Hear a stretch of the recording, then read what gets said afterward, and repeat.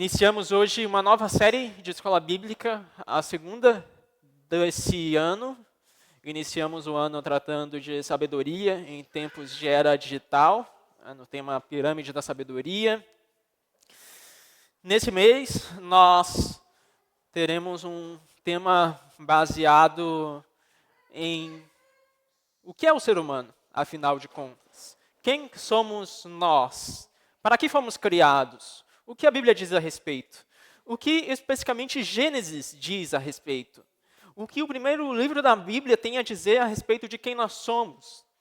Quem nós somos à luz das Escrituras? Quem nós somos especificamente à luz de Gênesis? Então, quem sou eu? A humanidade à luz de Gênesis 1 a 4 é a nossa proposta para esse mês de março. E aqui realmente tivemos de fazer um recorte bem específico. O livro de Gênesis é um livro bastante denso teologicamente, além de grande também, um livro de 50 capítulos. Então, nós queremos, ao curso dessas aulas, esse mês, passar, então, pelos 4 primeiros capítulos de Gênesis, analisando quem nós somos e onde nós estamos. E, afinal de contas, quem sou eu? A humanidade, à luz de Gênesis 1 a 4. Temos um plano de aulas, queremos concluí-los em 4 aulas, mas antes de apresentar o plano de aulas, então, nós temos aqui 2 recomendações, 2 livros que nós vamos usar muito em nossa bibliografia para o mês. O primeiro, à sua esquerda, Gênesis no espaço-tempo. Eu acho que o autor está bem ilegível, nem eu estou conseguindo ler. Gênesis no espaço-tempo, do Francis Schaeffer. Francis Schaeffer. Foi um grande teólogo do século passado, e esse livro é um livro bastante prático. Não espere de Gênesis no espaço-tempo um livro teologicamente extremamente denso. É um livro prático para a nossa era. Então, vale a leitura, vale a recomendação. Francis Schaeffer, Gênesis no espaço-tempo. À sua direita, temos aqui Criados à Imagem de Deus. Esse já é um livro mais robusto, teologicamente, vamos falar assim, do Anthony Hockman. E vale a leitura também. Ele desenvolve basicamente em muitos capítulos em torno de Gênesis 1 a 4. Então, são as 2 grandes recomendações aqui para o nosso mês, para o nosso módulo de classe dominical desse mês de março. Gênesis no espaço-tempo e Criados à Imagem de Deus. Agora sim, vamos para o nosso plano de aulas, então, para esse mês, para essa classe dominical. Hoje pretendemos analisar, então, Deus em sua relação com sua criação, ver de um modo abrangente, amplo, esse Deus que cria todas as coisas. Na segunda aula, nós pretendemos, então, analisar a imagem de Deus, focalizar a imagem de Deus em nossos corações. Na terceira aula, a mancha da criação. E na quarta aula, a criação redimida. Tudo isso à luz de Gênesis 1 a 4. É o nosso recorte aqui do livro de Gênesis que nós pretendemos abordar nessa classe dominical. Pois bem, antes de avançar aqui para o próximo slide, uma consideração. Nós vamos abordar Gênesis nessa escola bíblica. Então, diferentemente do mês passado, nós tínhamos um tema, e do tema partimos para o texto. Esse mês nós temos um texto, e do texto partimos para um tema. Mas ainda assim, isso não significa que estejamos numa pregação. Desse modo, não espere que nós comecemos com Gênesis 1 e avancemos até Gênesis 4. Não. Em verdade, nós estamos numa escola bíblica. E, muito possivelmente, nós abordaremos muitos poucos versículos de Gênesis aqui diretamente, apesar de abordarmos a teologia de Gênesis 1 a 4 em todo o tempo diretamente. Dito isso, vamos avançar. Irmãos, quem sou eu? Esse talvez seja um dos grandes dilemas da idade que vivemos, da era em que vivemos. O dilema do homem moderno. Em todo o tempo, nós nos questionamos: quem sou eu? Para que nós somos feitos? Para que nós somos criados? De fato, quem nós somos? Onde nós estamos? Os milênios passam e nós estamos aqui num momento estranho da história, onde, como vimos na classe dominical passada, parece que estamos num momento de progresso, mas, de certa forma, as coisas regridem. Então, quem sou eu? Onde estou? A questão das questões para todas as gerações é: quem sou eu? O consenso do pensamento ocidental e oriental do século 20 e 21 é que tudo começou com algo impessoal. Se regredirmos o bastante, chegaremos a uma origem impessoal. Basicamente, esse tem sido o grande consenso dos nossos últimos séculos. Tudo surgiu de uma maneira impessoal. Nós somos criados, basicamente, por uma grande explosão cósmica e, a partir daí, uma grande evolução que nos trouxe aqui onde nós estamos e, por sorte, hoje nós somos criaturas evoluídas, muito mais evoluídas do que os outros seres da Terra. Então, nós tivemos muita sorte em chegar onde nós estamos. Mas, é claro, tudo isso a partir de uma origem impessoal. Hoje, isto é um consenso. E que ninguém questione esse grande consenso.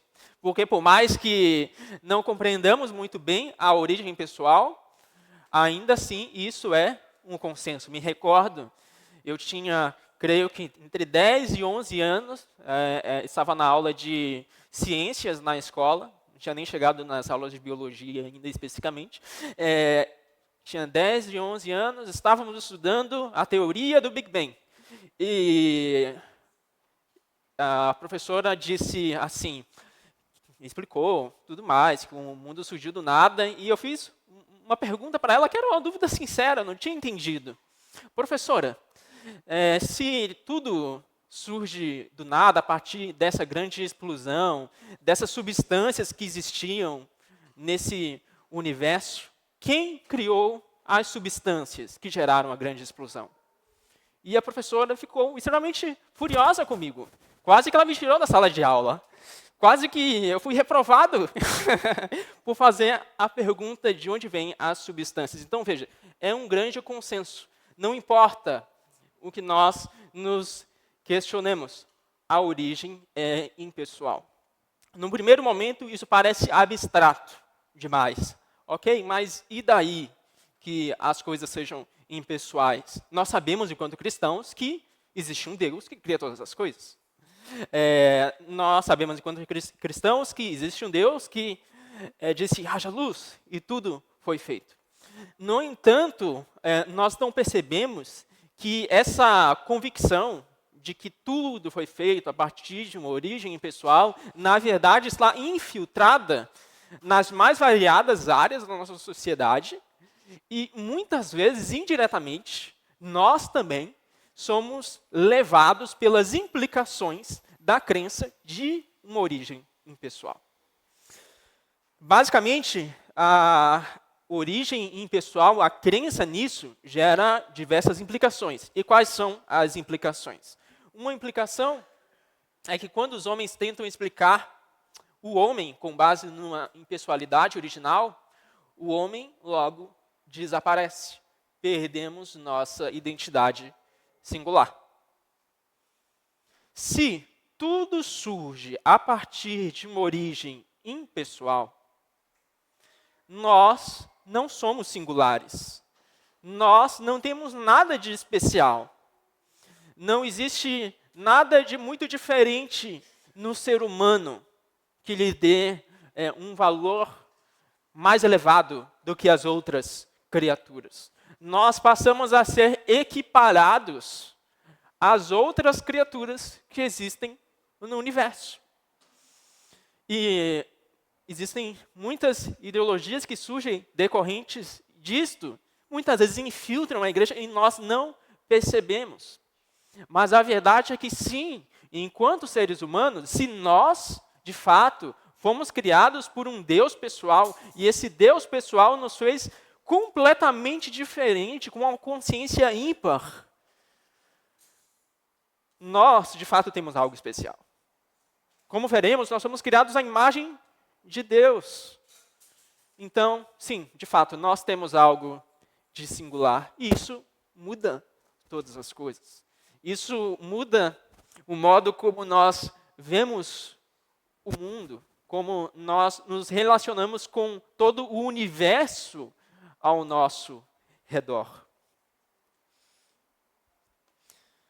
Uma outra implicação também disso é que nós perdemos de vista a nossa dependência. E aqui talvez comece a ficar mais claro as implicações negativas da crença de uma origem impessoal. Em Salmos 145, 15 a 16, nós lemos: Em ti esperam os olhos de todos, e tu, a seu tempo, lhes dás o alimento. Abres a mão e satisfazes os desejos de todos os viventes. Nós vivemos num mundo onde a origem impessoal é um consenso. Nesse sentido, o descanso vai ser longe de ser um consenso.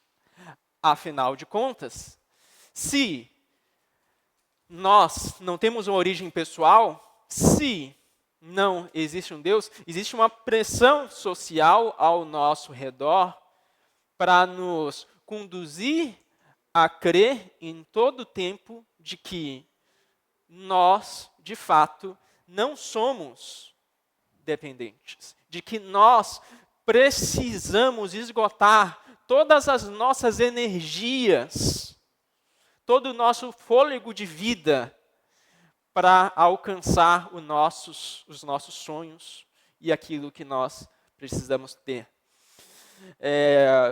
Nós vivemos, vimos no módulo passado, que as pessoas estão cada vez mais infelizes, cada vez mais solitárias, cada vez mais ansiosas, cada vez mais depressivas. Isso também decorre da crença de uma origem impessoal.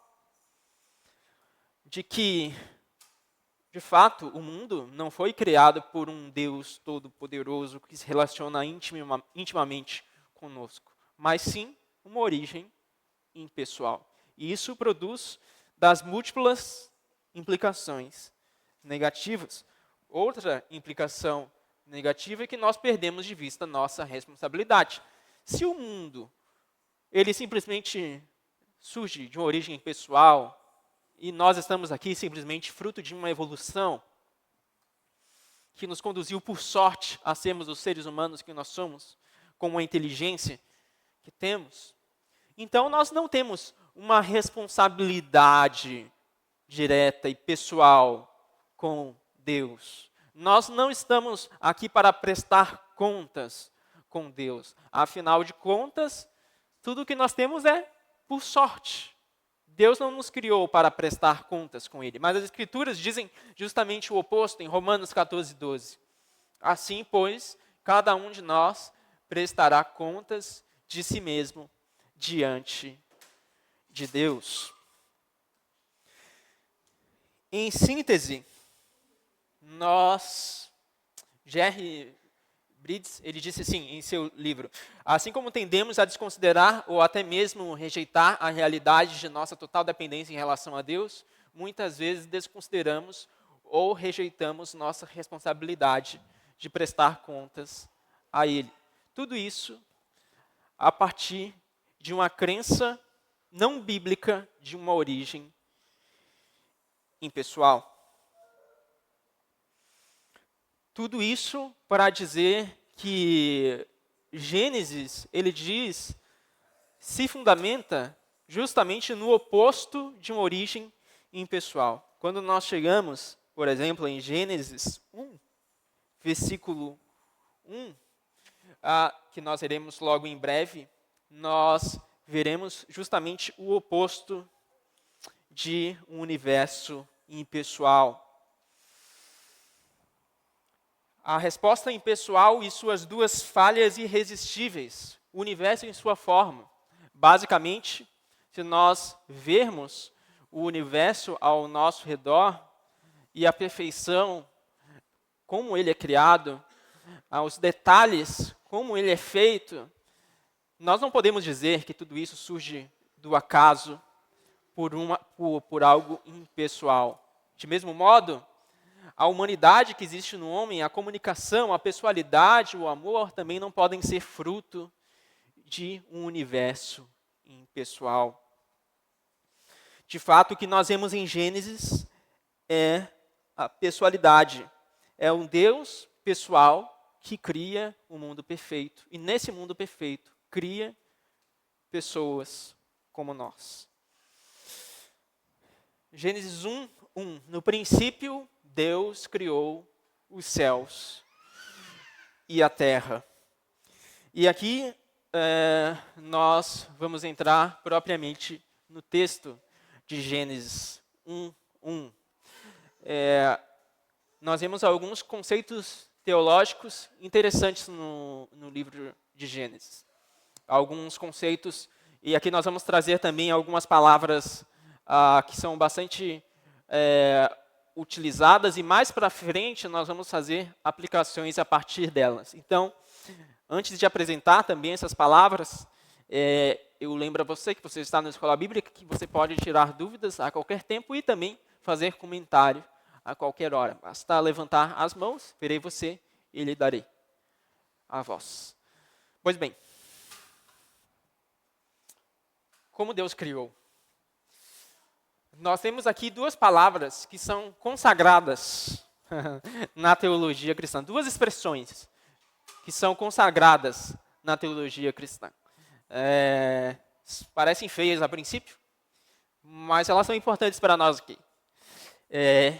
Ex nihilo e fiat. E não é uma marca de carro.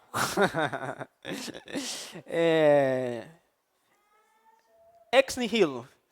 Em primeiro lugar, nós vemos, à luz das Escrituras Sagradas, que Deus, ele cria o mundo de uma matéria pré-existente, de algo que já existia, com a ajuda de algo que existia no universo. Será que, à luz dessas coisas, a partir de que Deus cria o mundo no Gênesis? Deus cria o mundo no Gênesis a partir do nada. Ex nihilo, literalmente, do nada. Deus traz o mundo à existência do nada. Não existia nada. Agora faça um exercício. Imagine o nada. Você não vai conseguir imaginá-lo? Obviamente, porque nós não conseguimos conceber o que é o nada. E o máximo que nós vamos conseguir imaginar com nada é um universo todo escuro, onde não existe nada. É isso que nós conseguimos conceber, o melhor que nós conseguimos conceber como o nada. Mas ainda assim, um universo todo escuro é ainda assim alguma coisa. É algo. Então, nós não conseguimos conceber o que é o nada. Pois bem, é algo que excede a nossa compreensão. E nós não estamos aqui para fazer cogitações de como Deus trouxe o mundo à existência do nada. Mas fato é que, biblicamente, Deus trouxe o mundo à existência ex nihilo, do nada. Não foi a partir de uma matéria informe que ele foi moldando. Ele criou do nada. Ele pode ter feito uma grande explosão? Sim. Por que não? Mas certamente, em algum momento, ele teve de criar as substâncias para essa grande explosão do nada. Então, no final das contas, algo foi feito do nada em algum momento. E a partir daí, nós conseguimos refletir a respeito do poder de Deus. Somente Ele é capaz de criar algo do nada. Tudo que nós fazemos, tudo que nós criamos, absolutamente tudo que nós tecemos, é feito a partir de alguma coisa. Nós nunca criamos algo do nada. Nós podemos ter ideias geniais, fazer grandes invenções, como nós já vimos durante o curso da história. Imagina, a invenção do avião, genial. A pessoa que inventou o avião. Mas ele só inventou o avião porque existia a matéria. E porque também existiam conceitos já previamente inventados. A época onde ele construiu e chegou a essa invenção genial. Então, só Deus cria do nada. Criação ex nihilo, a partir do nada. Deus, sendo infinito, criou originalmente do nada. Não havia massa nem partículas de energia antes de Ele criar. Do nada. Isso nos mostra o poder imensurável de Deus e o quão poderoso Ele é em criar. Will. Por favor, nosso físico. Sim.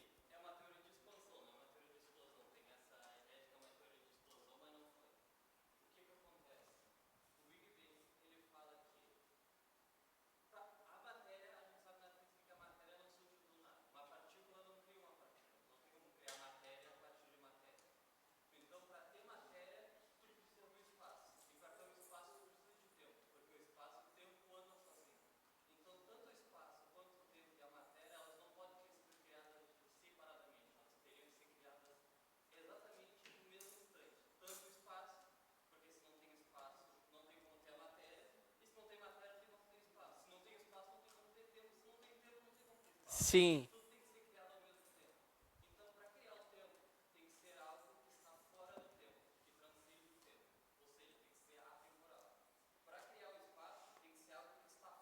Fora do espaço.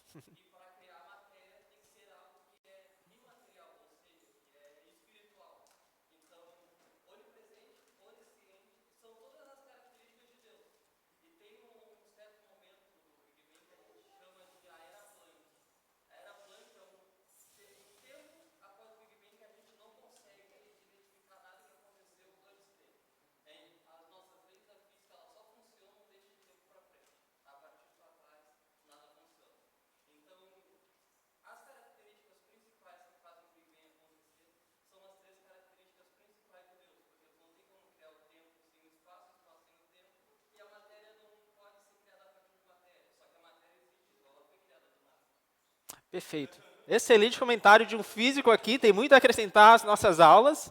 Olha aí. Muito obrigado, Will. Perfeito. Como o universo testifica em todo o tempo do poder de Deus, de quem Ele é. E à medida que nós vemos quem Ele é, nós entendemos também quem nós somos. Muito bom, muito bom. Bom mesmo. Do nada, então, o mundo foi criado.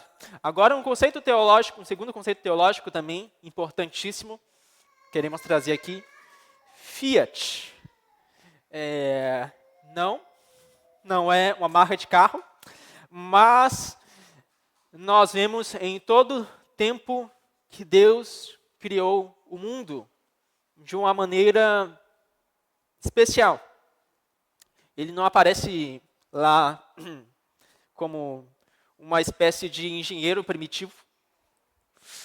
Ele não é como uma espécie de pedreiro primitivo construindo lá o mundo com algumas ferramentas. Ele simplesmente diz, haja, e por sua palavra, o mundo vem a existir. Ele dá uma ordem, haja, e simplesmente, a partir disto, o mundo vem à existência. Então, vejamos, simplesmente a palavra de Deus ordena e tudo é criado. Criação por fiat, então, por ordem.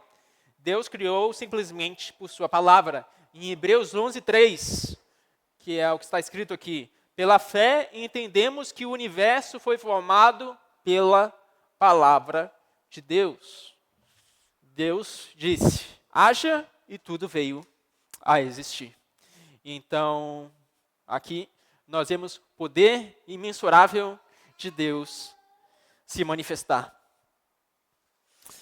Salmo 33, 9. Pois ele falou e tudo se fez. Avançando mais um pouquinho, basicamente nós vemos entre o início de Gênesis até o final todo o processo criativo de Deus ali. Do caos à ordem. Vemos no versículo 1 que no princípio Deus criou os céus e a terra, mas posteriormente vemos que ele começa a fazer um processo de criação e diferenciação. Então, no primeiro dia, nós vemos ali ele criar céus e fazer a luz surgir. No segundo e terceiro dia, ele também continua criando a matéria bruta. E, então, no quarto, quinto e sexto dia, ele cria, de fato, seres que vivem. Cria, então, os animais terrestres, marinhos, as aves, e como ápice da criação, cria o homem feito à sua imagem e semelhança. Então, ao curso de Gênesis, nós vemos esse processo de diferenciação.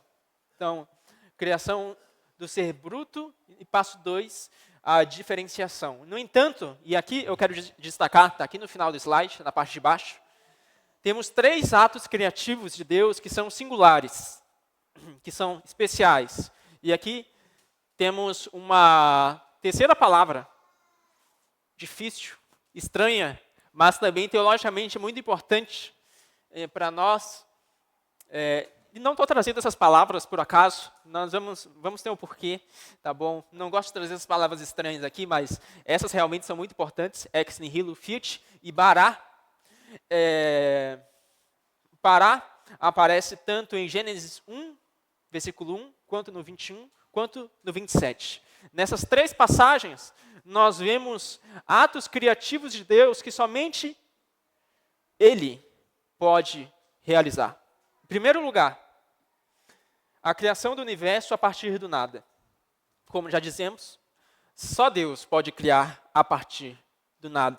O segundo ato criativo, que somente Deus pode realizar, a criação da vida consciente, versículo 21. Somente Deus pode criar vida consciente. Somente Deus ele pode fazer animais, plantas que genuinamente vivem, seres dos minúsculos que sejam. Somente Deus pode dar vida genuína a uma célula. Somente Ele pode fazer isso. E terceiro ato criativo singular e último, a criação do homem, no versículo 27. E é nesse ato que nós iremos nos concentrar durante esse módulo especificamente. Então, vemos aqui 3 atos que são essenciais aqui na narrativa de criação e diferenciação. Somente Deus é capaz de realizar e de concretizar. Pois bem, e com isso nós passamos ao curso, basicamente, de todo o capítulo 1 de Gênesis. Um processo de criação, de diferenciação, onde Deus cria do nada, onde Deus, por ordem, traz o mundo à existência, fiat, e também onde Ele manifesta atos criativos que somente Ele pode realizar. Qual seja a criação do nada, a criação da vida consciente e a criação do ser humano à sua imagem. Então, vemos nisso, em tudo, o poder de Deus e a glória de Deus se manifestar de uma maneira pessoal. Deus está criando, Deus está manifestando a sua glória. É uma narrativa extremamente diferente daquela que nós vemos como consenso por aí. É uma narrativa pessoal que envolve um Deus pessoal. E aqui vale notar, ainda em Gênesis 1, que a narrativa de Gênesis, capítulo 1, não se trata de uma narrativa alegórica, de uma narrativa simbólica, de uma narrativa criada apenas para ilustrar o poder de Deus. Ela é muito mais do que isso. Nós cremos, de fato, que esta é uma narrativa dentro do espaço e do tempo. Tanto o Antigo quanto o Novo Testamento deliberadamente plantam suas raízes nos capítulos iniciais de Gênesis, insistindo que são um registro de eventos históricos. Tanto o Antigo quanto o Novo Testamento se alicerçam em Gênesis. Quando nós chegamos no Evangelho de João, capítulo 1, versículo 1, o que nós vemos? Uma referência clara e nítida a Gênesis. No princípio era o Verbo. E o Verbo era Deus. Então, nós vemos nítida e claramente uma referência aos capítulos iniciais de Gênesis. Vemos em Provérbios que a sabedoria de Deus estava com ele na criação. Mas também vemos em textos como de Salmos, como de Salmo 136, a criação no curso da história. Se você quiser abrir comigo, Salmo 136, vamos ler apenas alguns versículos. Vemos alguns atos em Salmo 136. Eu quero que você apenas observe, eu vou fazer a leitura de alguns versículos, mas eu quero que apenas você observe como o salmista aqui, ele simplesmente trata a criação como qualquer outro momento da história. Ele passa aqui pela narrativa do Êxodo, basicamente, e antes disso, ele está tratando a criação como um ato dentro da história, assim como o Êxodo foi um ato dentro da história. Então, observe aqui, Salmo 136. No versículo 5, nós lemos: Aquele que com entendimento fez os céus, porque a sua misericórdia dura para sempre. Aquele que estendeu a terra sobre as águas, porque a sua misericórdia dura para sempre. E no versículo 7 ele segue narrando a criação. Versículo 7. Aquele que fez os grandes luzeiros. 8. Fez o sol para presidir o dia. 9. Fez a lua e as estrelas para presidirem a noite. Versículo 10. Ele não quebra a narrativa. Ele chega no Êxodo. Aquele que matou os primogênitos do Egito. 11. E tirou Israel do meio deles. 12. Ele os tirou com mão poderosa e braço estendido. 13. Aquele que dividiu o mar vermelho em duas partes. 14. E fez Israel passar pelo meio dele. 15. Mas lançou o faraó e o seu exército no mar vermelho, porque a sua misericórdia dura para sempre. E aí, no versículo 24, lá para o final, ele chega no presente. O presente de quem está escrevendo o Salmo. E ele não quebra a narrativa, ele continua escrevendo. E nos libertou dos nossos inimigos. Versículo 25, ele dá alimento a todos os seres vivos. Versículo 26, deem louvores ao Deus dos céus, porque a sua misericórdia dura para sempre. Então, basicamente, de um modo nítido, claro, a criação em Gênesis, para o imaginário do salmista aqui, é um ato, são atos realizados dentro da história, dentro do tempo. Não é uma alegoria. Então, esse é o nosso Deus que manifesta a sua glória dentro do espaço e do tempo de uma maneira pessoal. muitas vezes nós podemos nos questionar, e isso é importante para o nosso tema aqui. O que havia antes do princípio?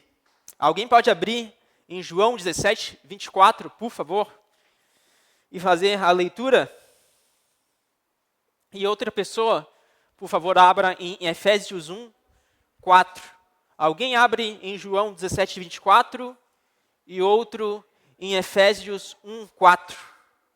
Quem achar primeiro João, por favor, leia e depois Efésios.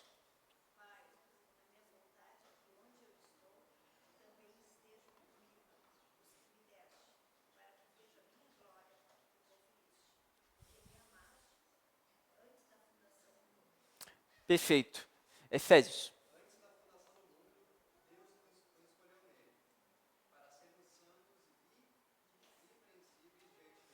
Perfeito. Obrigado, Ana Luísa. Obrigado, Nicolas. Então, basicamente, nós vemos em João que o Senhor Jesus já desfrutava de uma comunhão íntima com o Pai antes da criação do mundo. E chegamos em Efésios e vemos que antes da fundação do mundo também, Deus já havia ali nos escolhido. Então, veja que antes da criação do mundo, já haviam planos, já havia uma comunicação, já havia uma graça super abundante se manifestando e planejando ali. Antes da criação, nós já tínhamos uma realidade pessoal não estática. Havia amor, um plano, comunicação em promessas. Em outras palavras, antes da fundação do mundo, nós já tínhamos Trindade. Essa é a grande resposta. Antes da criação do mundo, o que nós tínhamos? A Trindade. Ali, o Pai já se relacionava intimamente com o Filho, intimamente com o Espírito Santo, que era o elo do amor entre o Pai e o Filho.